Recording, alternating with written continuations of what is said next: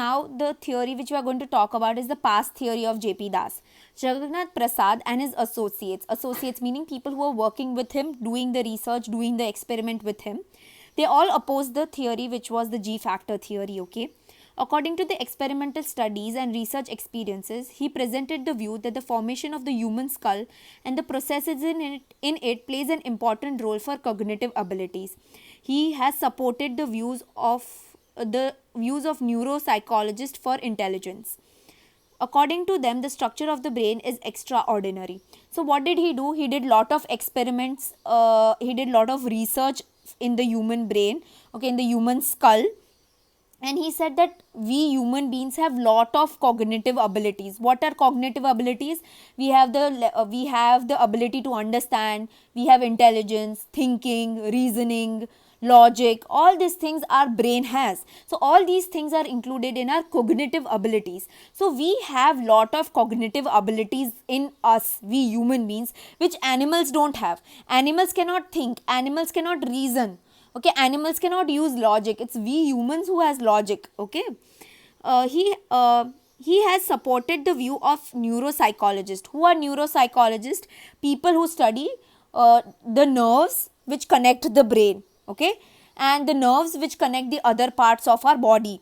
Those people are called neuropsychologists, okay. When they try to understand the connection between nerves and the psychological behavior which a person has, those people are called neuropsychologists. So he said that he supported the views which was given by many neuropsychologists. According to them, the structure of the brain is extraordinary. So according to neuropsychologists, the human brain and the structure of human brain is very, very extraordinary.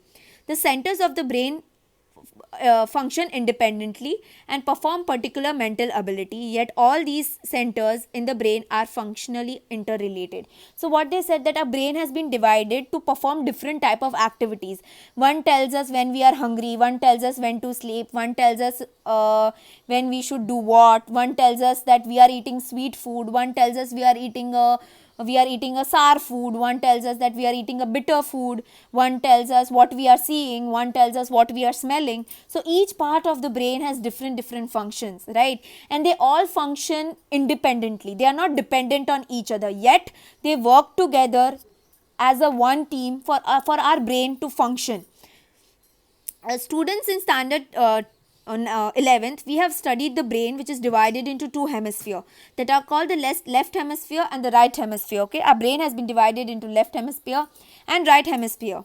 Visual, auditory, olfactory, etc. are the centers situated in the specific part of the brains. So your visual abilities, visual meaning your seeing abilities, your auditories, okay, your listening abilities, your olfactory abilities, that is your taste abilities, they are all divided in your brain.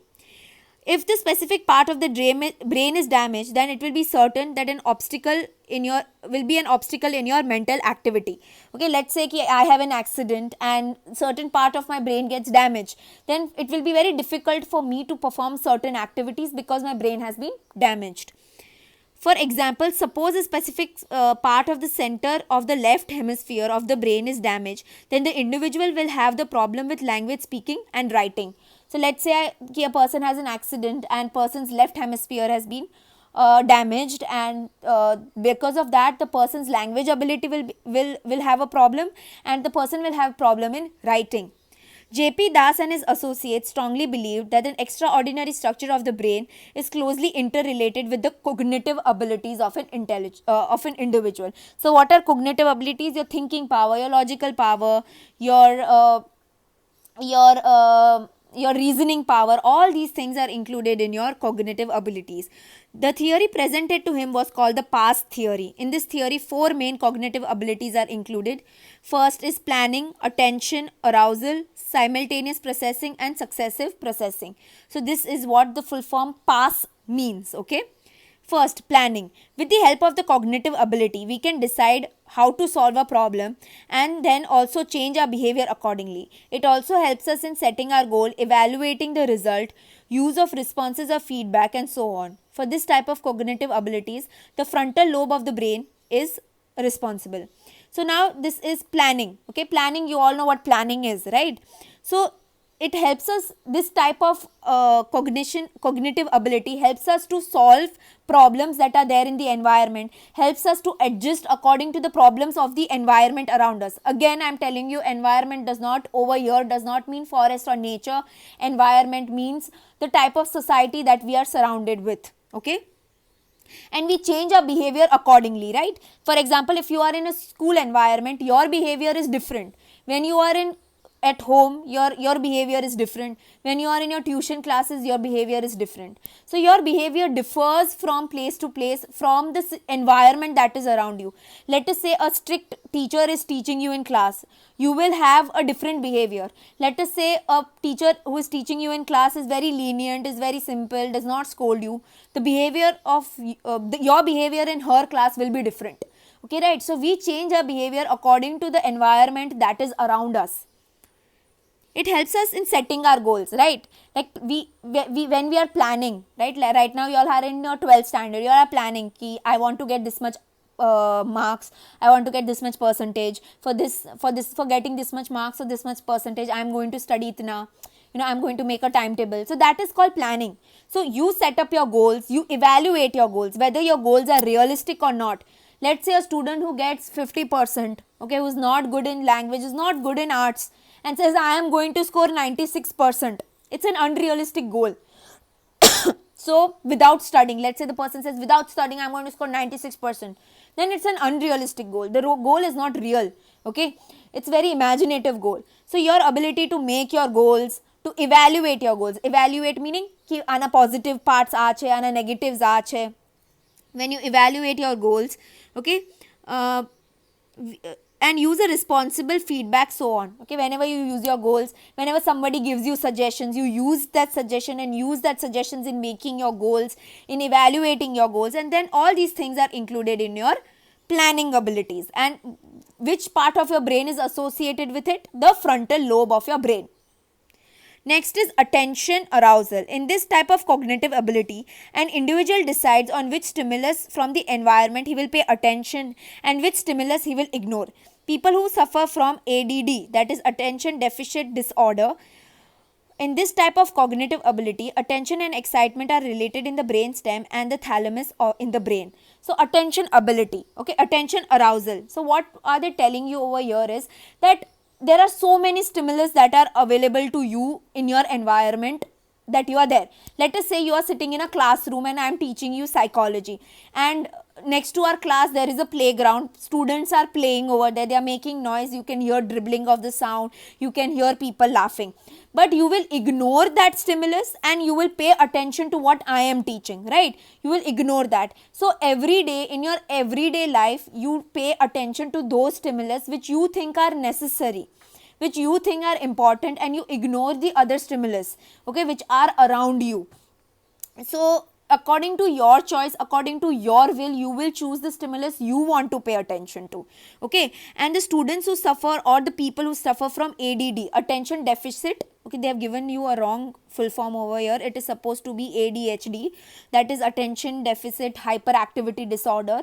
It is a kind of a disorder wherein the child is born with it, or sometimes the child develops that disorder, in which the child cannot pay attention to. Okay, if that child is in the class, he will stand up randomly, he will start speaking anything, he will look outside the window, he will constantly move his leg, he will constantly shake his hand, he will start making noise, he will not think the teacher is teaching, I have to keep quiet. No, he will not understand that. He will throw things outside the window, okay, he will run outside the classroom.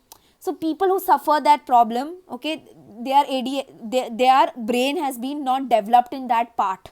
Okay, and which part of your brain is associated with attention and arousal is your brainstem and thalamus.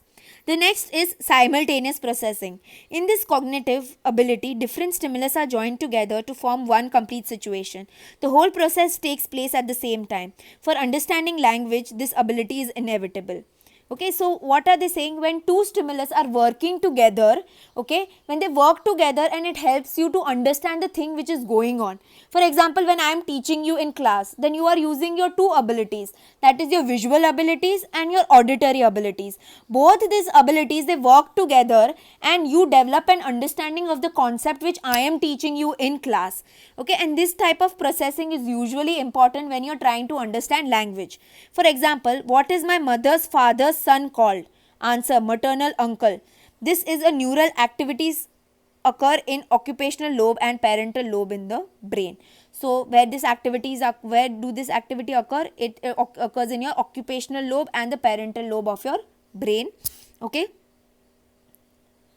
So here what happens? Two stimulus or more than two stimulus, okay, they combine together and they go in your brain and you are able to understand something. For example, when I say what is my mother's father's son called, then what do? I try to find the relations, right?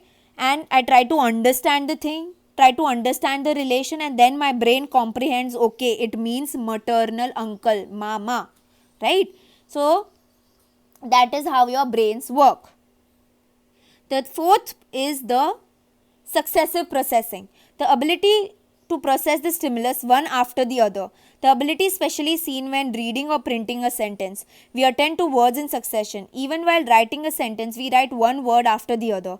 For this, frontal lobe and temporal lobe play an important role. So successive meaning એક પછી એક અને simultaneous એટલે by સાથે, and successive means one after the other. So this processing happens when one stimulus is attended and then after that the other stimulus is attended. For example, when you are writing anything, first you write one word, then you write another word, and then you form a sentence. Okay, and this activity takes place in your frontal lobe and the temporal lobe of your brain.